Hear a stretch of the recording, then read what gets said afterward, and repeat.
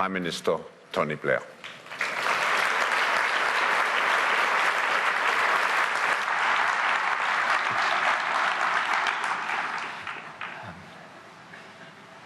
Mr. President, Klaus, ladies and gentlemen, it's a very great pleasure to be with you at the World Economic Forum. And Mr. President, it's a particular honour to have you here for my speech, and I thank you for the courtesy of attending. And Klaus, it's good of you to have me back again after 5 years. I thought it was a nice touch, actually, to ask the newcomers to stand up and have their mentors appointed to them. I thought actually you were going afterwards to ask those who've been with you for the full 35 years also to stand up. I don't know that there are any, actually, which is the type of leadership I admire, so well done.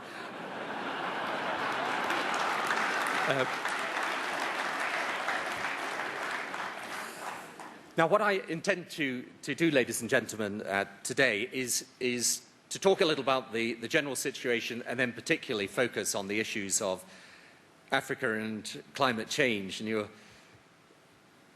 forgive me a smile, but it just happens to be the case that every time I make a speech on global warming, I have to go through multiple snow and ice in order to make it.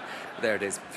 I'd like actually to begin with something that echoes the remarks of the Swiss president just now. Interdependence is the governing characteristic of modern international politics. Its obvious corollary is unity of purpose in the international community. Yet the past few years have been marked by division. The trauma of September the 11th and its aftermath, wars in Afghanistan and Iraq, the Middle East peace process stalled and slid back, disagreement over the Kyoto Protocol on climate change, and a feeling of helplessness as we watched and watch the continent of Africa, unique among the continents of the world, that sees its poverty intensify and its people ravaged by conflict, famine and disease. And all these things have contributed to a sense of alienation and discord. Those 5 years ago, when I last addressed the forum, the international atmosphere was unified, even benign. Yet, frankly, in truth, the same issues were present. The unity, as it turned out, often based on false hope.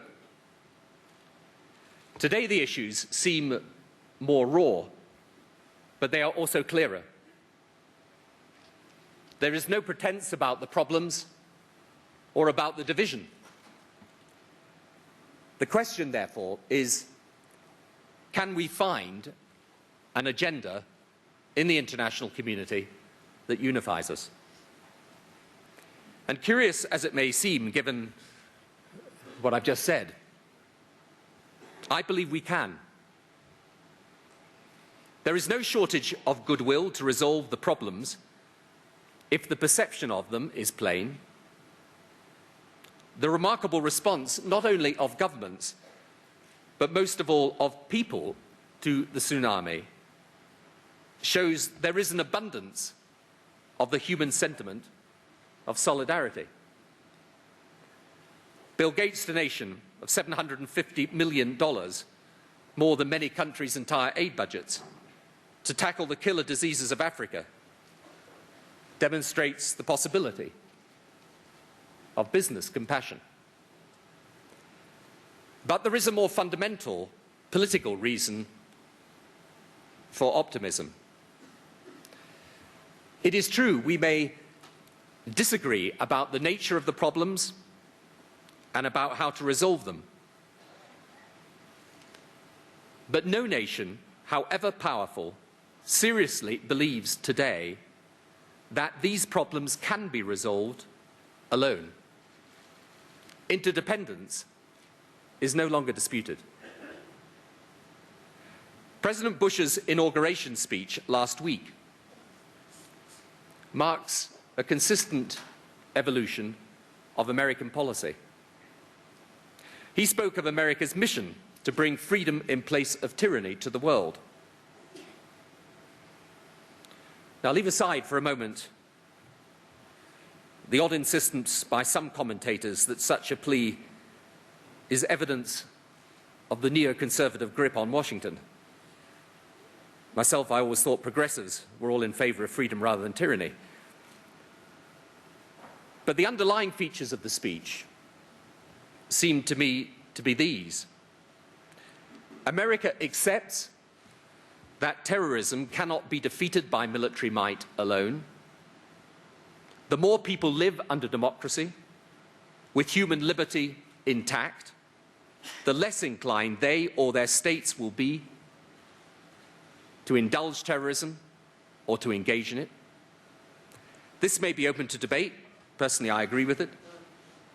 But it emphatically puts defeating the causes of terrorism alongside defeating the terrorists.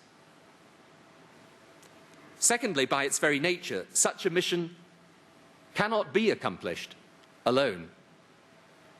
It is the very antithesis of isolationism, the very essence of international engagement. It requires long-term cooperation. And it is based, in my view, on enlightened self-interest. Freedom is good in itself, but it is also the best ultimate guarantee that human beings will live in sympathy with each other. So the hard head has led to the warm heart. None of this means that the hard head won't still be applied. America, as is perhaps inevitable, being the world's only superpower, who in the end is expected not just to talk about the world's problems but to solve them, approaches all issues with a propensity to question what others assume, treat the pressure of pressure groups with resistance, and ask others to share responsibility as well as have it demanded of America. But no one could say the inauguration speech was lacking in idealism. However, if America wants the rest of the world to be part of the agenda it has set, it must be part of their agenda too. And it can do so secure in the knowledge that what people want is not for America to concede, but for America to engage. The hard-headed approach should stay, the one that says, don't assert it, prove it, face up to the difficult realities as well as the easy platitudes. But difficult reality does not only come in one form. So there is common ground as to interdependence. There is a wish to reunify. And it is, in my judgment at any rate, absurd if we are forced to choose between an agenda that focuses on terrorism and one that focuses on global poverty, especially as in part at least, surely, they are linked.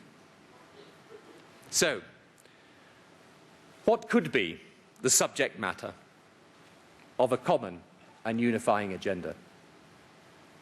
First, obviously, to pertain vigilance and cooperation against global terrorism. Second, to take the high-flown principles we set out in the United Nations Charter about human rights, about freedom, and as and when we can, seek to increase the number of people able to live in democracy, subject to the protection of the rule of law. We do not accept the right of states to abuse their citizens. And though progress to this end may for good cause sometimes, be slow, we are and should be explicit about our ambition for humanity to reach this goal. This does not mean that we seek to impose democracy on every state or interfere in other nations' proper internal affairs. But it does mean this, surely, that we know that in the long run, dictatorship is incompatible with human progress. Incidentally, when people talk of Western-style democracy, in my view, there is no such thing. There is democracy or there isn't. The notion of democracy being a Western idea is a nonsense, a mythology, as most recently the people of Afghanistan have vividly demonstrated. And whatever divisions there were over the decision to remove Saddam from Iraq, we can surely all agree now that we should support the brave Iraqi people who want to vote on the 30th of January and who should be free to do so without violence. Third, there is the urgent need to breathe new life into the Middle East peace process. The terms upon which America will take this forward are increasingly clear. An independent Palestinian state must be viable, not just in respect of territory, but in its institutions of statehood, democracy, security, its economy.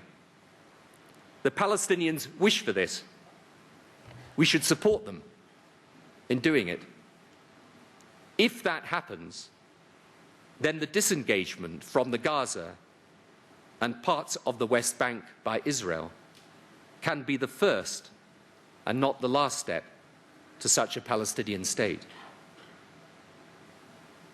And then fourth and fifth are the two issues we've set aside for our presidency of the G8, climate change and Africa.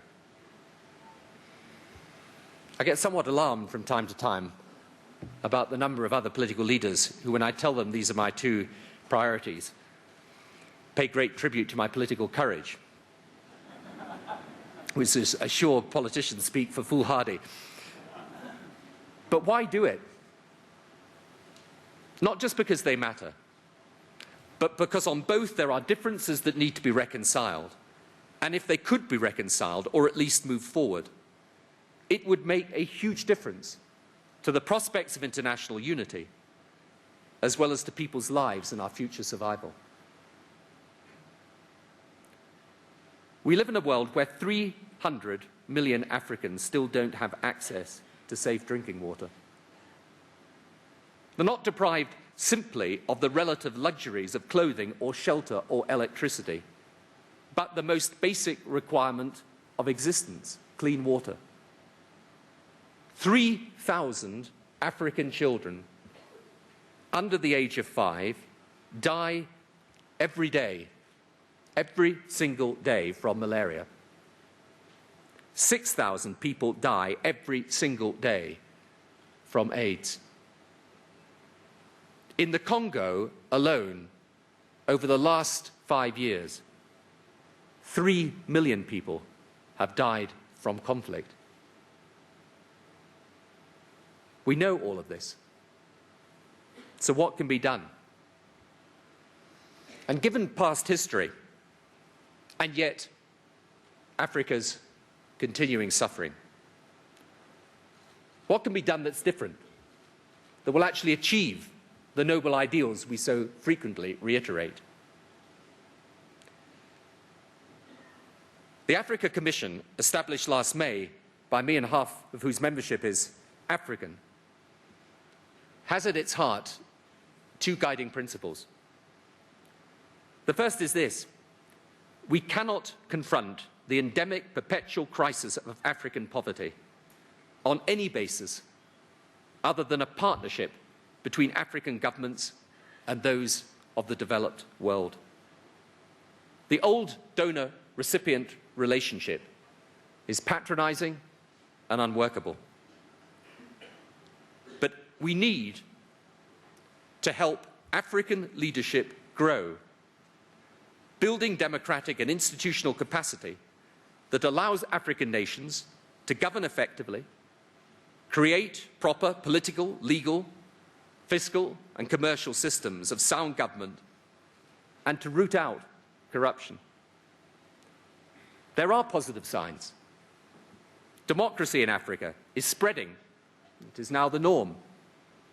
Many governments have changed hands in the past few years, democratically, for the first time. African institutions like the African Union and the new Partnership for Africa Development are growing stronger.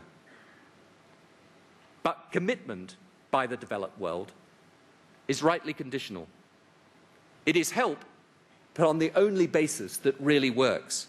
Help not as charity, but as a route to independence from it. That's one principle. Secondly, when the Commission reports in March, some months before the G8, you will see that the report is more than simply a restatement of conventional wisdom. It will attempt systematically, but also comprehensively, to deal with all aspects of Africa's plight. Of course, it will state what is necessary over time on aid and on debt relief. There is no doubt a substantial uplift in aid is essential. That is why Britain has proposed a doubling of aid. The International Finance Facility is one way to finance this, with the minimum possible impact on countries' budgets. And Britain, again, has agreed for ourselves a timetable to achieve the United Nations 0.7% aid target. But I know there are other options that will be put forward. We need 100% debt relief for the most highly indebted nations. And I understand earlier today, President Chirac made proposals for raising further money. But if a financing package such as the IFF is agreed, it would enable us to mobilize some $50 billion globally, and within this, $25 billion for Africa.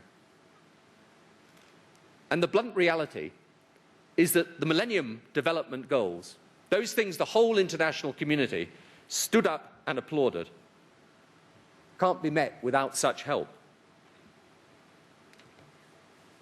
And as the year 2015 approaches, so will the inadequacy of present provision be more manifest. The killer diseases, HIV, AIDS, TB, malaria, are desperate, urgent, requiring money and expertise, with, of course, in-country healthcare systems capable of using them. But the plan does not stop there. It is also clear about the obligations of good governance. It will be frank about the issues of trade. We must open our markets, cut our subsidies, including on controversial items such as cotton and sugar, and we must help African economic capacity to allow poor countries to manage trade reforms in a way that makes them richer and not poorer. And as much as anything else, we must confront the challenge of conflict resolution.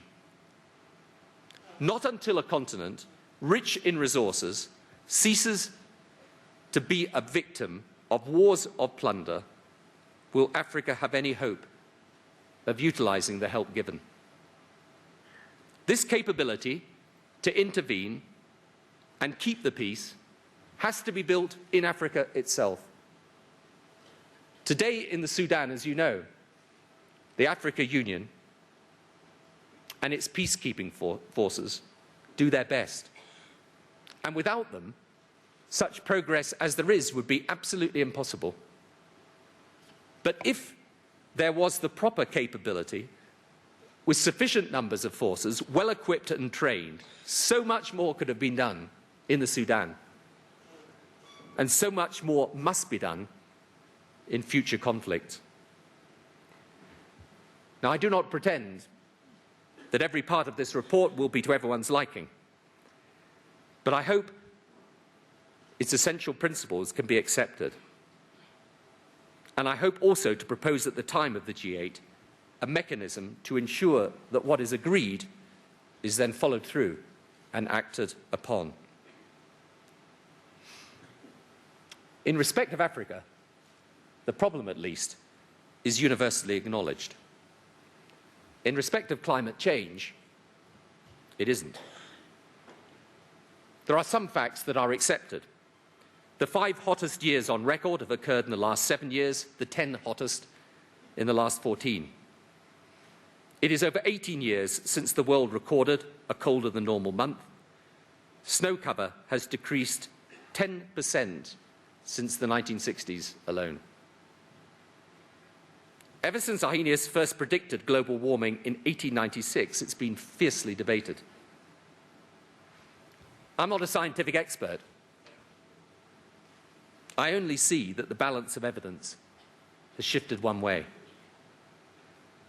Some argue this warming is part of a natural cycle, such as, in a different sense, the mini ice age in the Middle Ages. But glaciers are now in retreat, covering a very substantial landmass that have not retreated since the last ice age 12,000 years ago. The impact of climate change predicted by modelers is uncannily coming to pass, as we know from the European summer of 2003. So it may be true to say that the evidence is still disputed.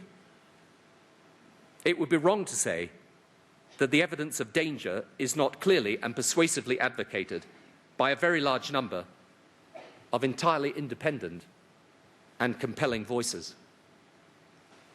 They are the majority. The majority is not always right, but they deserve to be listened to. However, behind the dispute over science is, if we are frank, another concern. Political leaders worry that they are being asked to take unacceptable falls in economic growth and living standards to tackle this issue of climate change. My view is that if we were to put forward as a solution to climate change something which would involve drastic cuts in economic growth or standards of living, it would not matter how justified it was. It simply wouldn't be agreed to. But fortunately, that need not be the case. Science and technology cannot alone provide the answer, but they certainly provide the means to ensure that we can indeed reduce greenhouse gas emissions without damaging our economy.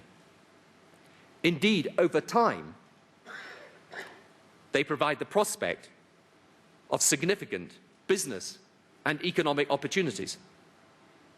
For example, in Europe, all nations have ratified the Kyoto Treaty. It will come into force on February the 16th. The European trading scheme is in place. And this will be a powerful driver, not just to more sustainable means of energy generation and industrial production, but also to business activity. So, what do we hope for the G8, whose countries, after all, account for 65% of global GDP and 47% of global CO2 emissions? First, to set a direction of travel.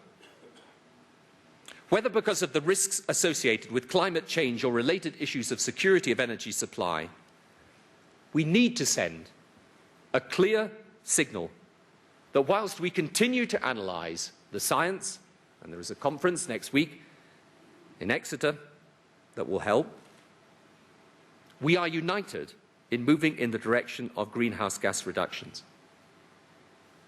I support the Kyoto Protocol, others will not, and that position is understood. But business and the global economy need to know that this isn't an issue that is going away. And my clear view, for what it's worth, is that the debate will be how and on what timescale it is confronted, not whether. I intend to make progress on this also with the European Union presidency later this year. Secondly, through the G8 process, I want to develop a package of practical measures largely focused on technology to cut emissions. And here I don't just mean research into new technologies, important though that is. I also think we need to work much harder to find ways to implement the vast range of low-carbon technologies that have already been developed. Energy efficiency, renewable energy sources, cleaner fossil fuels, avoiding waste. All of this can be done, and often at a much lower cost than we realise. Then thirdly, the G8 needs to work in partnership with the rapidly developing economies like China, India, Brazil, South Africa, to find a way for them to grow and develop as low-carbon economies.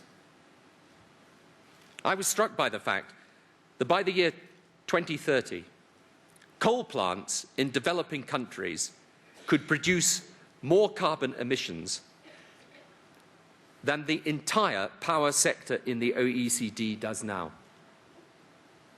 So developed and emerging economies must work together over the coming months and years to reach a new consensus on how we deal with the challenge of climate change. It is through this fresh injection of political will by the G8 and the emerging economies alike that these differences can be broken down and a new global consensus reached. So, this is what we will try for. And whatever the difficulties in moving this agenda forward, on Africa, on climate change, they are worth it. Because if we succeed, there is a chance of an emerging consensus that would give so much hope and heart to so many. The alternative is the international community with competing agendas. That may help the art of political grandstanding, but it won't present constructive solutions. And the result of it, or to put it more specifically, the danger of it, is that the world decides on an approach that then recognizes this fragmentation as inevitable and even welcomes it. In this way, different poles of power develop to balance each other. America and its allies here, Europe there, China, Russia, India, the larger nations of Asia and Latin America, creating their own poles or moving towards shifting pools of attraction or repulsion depending on the issue. Of course, these poles can interact. In theory, they can form partnerships from time to time. But let us be clear, this would not be a new global alliance. It would be a global acceptance of division. No amount of interaction will disguise that. And I would merely point out that different poles of power can just as easily choose to rival each other as to cooperate with each other. So, this year offers a unique set of opportunities. I'm committed to using the United Kingdom's G8 and EU presidencies to try to make a breakthrough on Africa and climate change and work for that unified agenda I described. The United Nations Summit in September will review progress on the Millennium Development Goals, including the Sachs Millennium Project report proposals, and also discuss the very important high-level panel report of the Secretary-General. Then there is the World Trade Ministerial in December and the meeting of the United Nations Framework Convention on climate change at the end of the year. All of these opportunities have got to be used enthusiastically to the full. But I started this speech with talk of dates. It's 60 years ago tomorrow that Russian troops liberated Auschwitz. That day, when the full horror of the Holocaust was revealed to the world, was perhaps the lowest point in Europe's history. Devastated by war, disfigured by evil, divided then by the Iron Curtain, the 20th century saw many dark days indeed for this continent. Yet on May the 1st this year, Europeans from north and south and east and west celebrated as 10 new countries joined the European Union. And now 450 million Europeans enjoy peace and freedom and democracy together. We should never, ever underestimate the capacity of people to make a difference and rise to new challenges. The question, very simply, that I submit to you today is this. It is whether the hopes of the people are matched by the will of their leaders. I will do my best to ensure that it is, and I trust you will join me in that challenge. Thank you.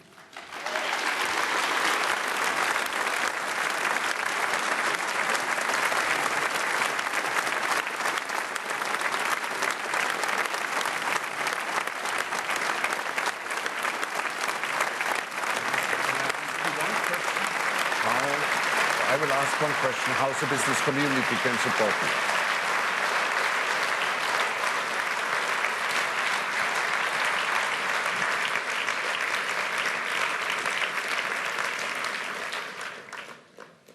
Prime Minister, when I introduced you saying you are a man of vision and values and compassion, I didn't know yet of your speech. I just knew about what you have done until now, but I think your speech has very much underlined those three characteristics, and we are very grateful to you that you shared with us the agenda which is driving you, which is driving your government, and which will be a base for the discussions and deliberations of the G8.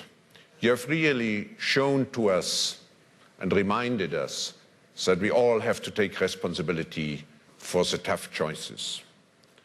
Prime Minister, before we break up, I would like to ask you one question. You spoke about the need of engagement, international engagement. We also want to engage the business community. So my question to you would be, what would you expect from the business community to support you to make this agenda a success?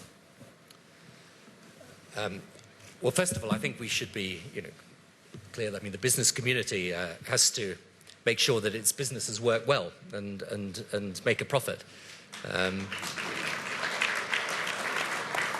Because it's not often you get an audience that applauds that one. I was reflecting earlier, actually, that last time I was here, I think I met Michael Dell, I think it was. That's right. He's also here in the audience. Very good. And there's Bill Gates tomorrow. It always reminds me of what a bad career choice I made at an earlier stage of my life. But I think it's an interaction, this. I think for business, what you can do is to take as much responsible action on your own in areas like energy efficiency, but also to capitalize on the business opportunities for more sustainable development and growth.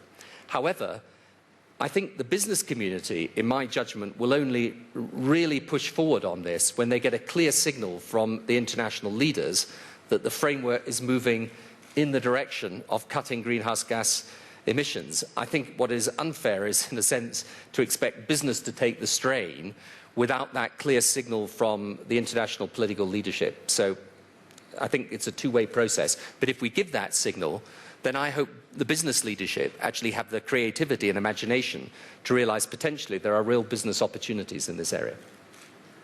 Prime Minister, one additional question. We have here a strong contingent of media leaders, not only the reporting press, but the editors-in-chief of many of the world's most influential papers. What can the media do better in order to create understanding and support for your agenda?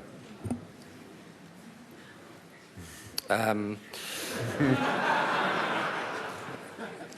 think that I'm going to answer this in a very plain and diplomatic way. I think the most important thing, actually, there are sections in the media, to be fair, who I think try and engage in a lively and sensible debate. I mean, there are critical and difficult issues in the areas of climate change and indeed global poverty. But the most important thing is to have that debate on an educated basis.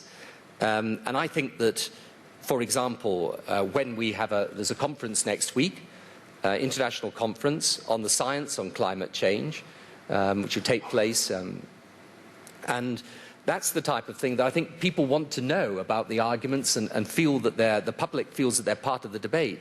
I mean, I often say to people that when they tell me that the public is disinterested in politics, I don't think the public is disinterested in politics, but I think they often feel disempowered from the political process. And actually a good and sensible media discussion is the only way that they're going to feel that they can engage with the arguments in a sensible way. And, you know, I think that the media, look, in the end, the only way we can communicate is through the media. And I think it's important with these longer-term issues that my view is the public would be prepared to thoroughly endorse some of the approaches that have been set out if they could see how it could actually be done and how it could be managed. And, you know, we were talking about the tsunami disaster and the aftermath and how the public responded. I mean, that is a very interesting example of where the public saw something and saw that something needed to be done. They were there, in fact, in front of the political systems. Prime Minister, we will have the pleasure and honor to continue the discussion tomorrow in the presence of other very engaged people. I see here Bono, welcome. We had a long afternoon, a great speech. I can tell you, Prime Minister, we will support you in your endeavors. Thank you very much for having joined us this evening. Thank you for having outlined your agenda. And thank you, Mr. President.